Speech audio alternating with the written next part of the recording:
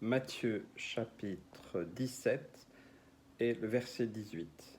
Jésus parla sévèrement au démon qui sortit de lui et l'enfant fut guéri à l'heure même. Il s'agit ici le récit d'une guérison, d'une délivrance. Voilà, souvent la délivrance, eh bien, elle apporte la guérison. Eh bien, il s'agit d'un enfant lunatique. Euh, les disciples avaient prié pour lui. Le Père était venu voir les disciples et puis voilà, ils ont rien pu faire.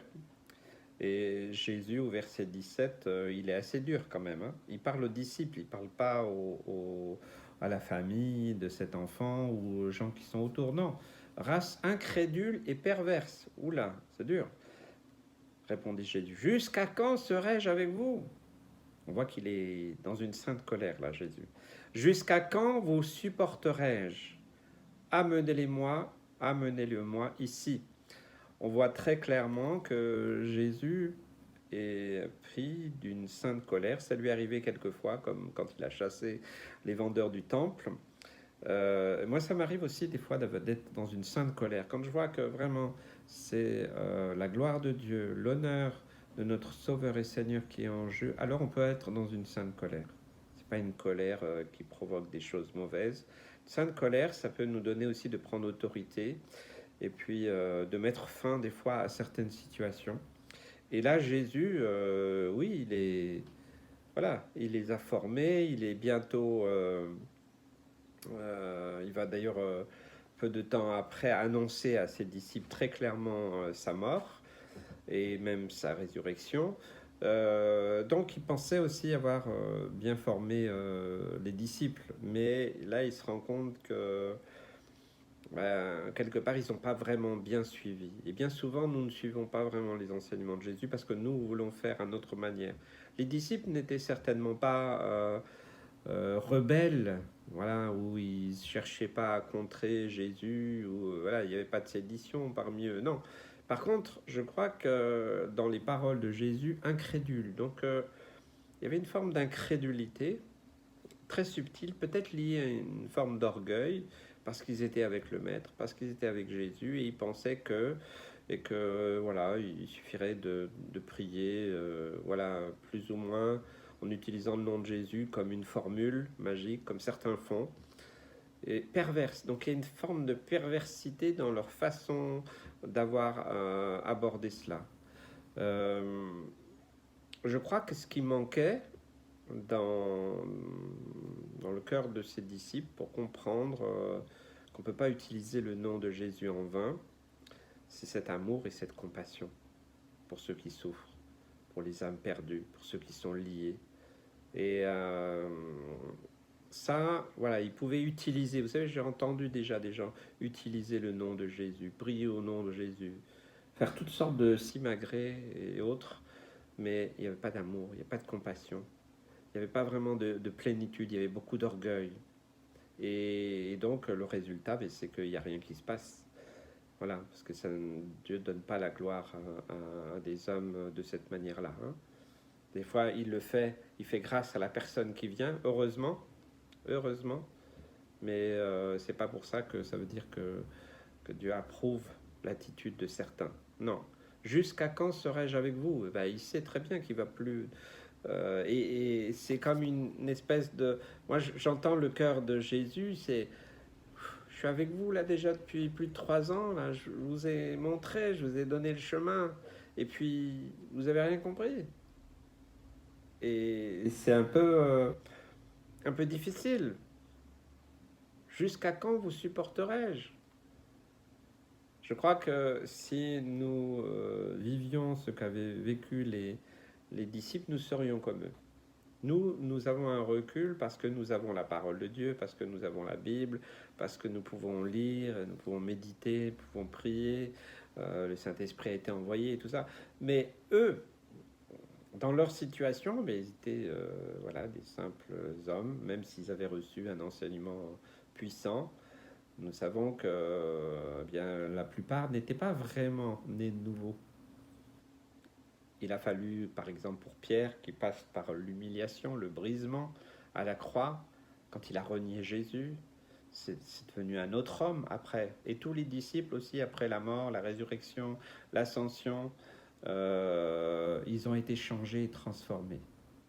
Mais à cette époque-là, eh bien, il avait affaire à des hommes charnels, comme nous le sommes beaucoup aussi. Et Jésus, bon, c'est pas souvent qu'il fait ça. D'habitude, il dit rien et puis il prie, il fait voilà ce qu'il a à faire. Mais là, je pense qu'il voulait leur laisser aux disciples un principe biblique et aussi à nous. Il veut nous laisser aussi un principe biblique. Alors Jésus, il négocie pas avec le diable. Bon, alors comment tu t'appelles voilà. Non, il négocie pas. Il a parlé sévèrement, c'est-à-dire avec autorité. L'autorité. Et quand on prie, on proclame le nom de Jésus avec autorité, il y a toujours quelque chose qui se passe. D'ailleurs, l'enfant a été guéri à l'heure même. C'est seulement là que les disciples ont été interpellés. Ils ont dit, oula, mais qu'est-ce que c'est ça? Comment ça se fait, hein? Le verset 19, pourquoi n'avons-nous pas pu chasser ce démon, quoi? On a employé le nom de Jésus, on a fait ce que tu fais, voilà. Et Jésus le précise, voilà, il va leur donner une réponse. C'est à cause de votre incrédulité. Vous ne croyez pas, en fait. Vous utilisez mon nom comme une formule magique.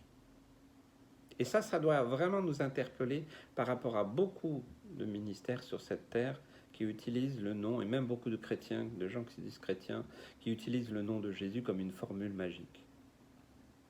Et Jésus, donc, il dénonce leur incrédulité.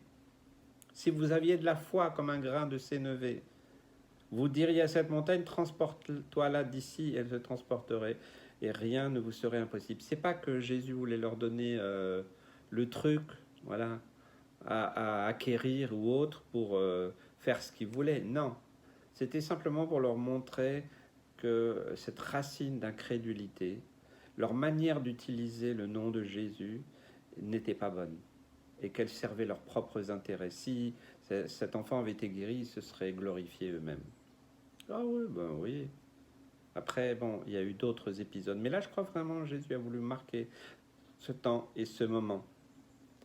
Et Jésus, il finit par donner, vu la situation déplorable de ses disciples, leur consécration, leur compréhension de la pensée de Jésus, de son enseignement, vraiment de ce qu'il leur a montré pendant toutes ces années, eh bien, il résume pour eux, ben écoutez, hein, cette sorte de démon, elle ne sort que par la prière et par le jeûne. Et je crois que ça ne veut pas dire qu'on ne peut pas prier on ne peut pas prier pour la délivrance de quelqu'un sans jeûner. Attention, il ne faut pas non plus tout mélanger, mais je crois que c'est face à l'incrédulité. Alors, c'est comme si que Jésus leur disait, mais attendez, la prochaine fois, vous n'allez pas recommencer. Vous n'allez pas aller comme ça, la fleur au fusil, et puis dire, on va utiliser le nom de Jésus, et puis on verra bien. Non, c'est sérieux la prière. Quand il y a une personne qui vient avec détresse, quelqu'un qui est dans des liens captifs, on rigole pas, on n'est pas en train d'utiliser le nom de Jésus là comme ça pour faire de la magie ou je ne sais trop quoi, c'est sérieux. Donc Jésus, il les ramène un peu à leur responsabilité en disant, bah écoutez les gars, hein, il a voulu leur laisser ce principe. Écoutez, la prochaine fois que vous vous trouvez dans une situation comme ça, je vous conseille une chose, c'est prier et jeûner. N'y allez pas comme ça. Je crois vraiment que ce message, il est aussi pour nous aujourd'hui. Dans un monde dit chrétien où il y a tellement de n'importe quoi.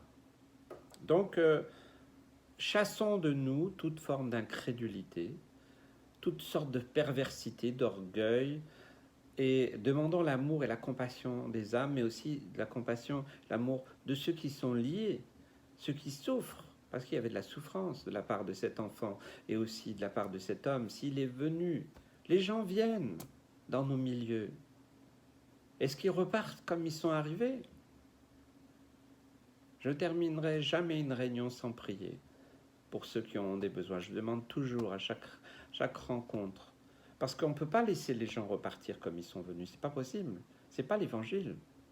Mais sans incrédulité, avec amour, avec compassion, avec sérieux. Et alors, quand des fois on se trouve dans des situations difficiles face à des esprits mauvais et méchants, oui, on peut jeûner et prier, oui, évidemment. Si vous devez prier pour la délivrance de quelqu'un, et si vous devez prier avec des frères ou des sœurs, voilà, 2-3 personnes, d'abord il faut être en accord. Et puis je vous invite vraiment à prendre un temps dans la prière et le jeûne. Faites pas n'importe quoi. Ne manquez pas de discernement, ne manquez pas de sagesse, n'allez pas trop vite. Tout ça, c'est de la sagesse, ce sont des principes bibliques. Mais bien entendu, si vous êtes dans cette intimité avec Christ, alors s'il n'y a pas d'incrédulité dans votre cœur, s'il n'y a pas d'orgueil, de perversité pour essayer de contenter votre propre chair, alors oui, vous pouvez prier avec autorité. Je l'ai exercé de nombreuses fois, mais pas à cause de qui je suis, à cause de ce qu'il a fait, lui, à la croix. Je crois qu'il y a quelque chose qu'il faut comprendre. Et puis, bien sûr, jeûner et prier, c'est un très bon exercice. Alors, jeûner, il faut faire attention. Aujourd'hui, voilà, il y a des gens qui ne devraient pas jeûner parce qu'ils ont une mauvaise santé, mais on peut jeûner d'autres choses. Jeûner, pour moi, c'est donner le temps qu'on utilisait pour nous-mêmes, pour satisfaire notre chair, nos petits plaisirs, nos loisirs, et dire ce temps-là, je le donne à Jésus, je le donne à Dieu, je le donne dans la prière, dans la méditation. Ça c'est un temps qui est valable et qui va apporter du fruit. Mais si nous avons une vie dans cette dimension-là, alors nous sommes en prière permanente et puis nous pouvons porter du fruit. Et ce monde a besoin. Que Dieu vous bénisse, vous encourage.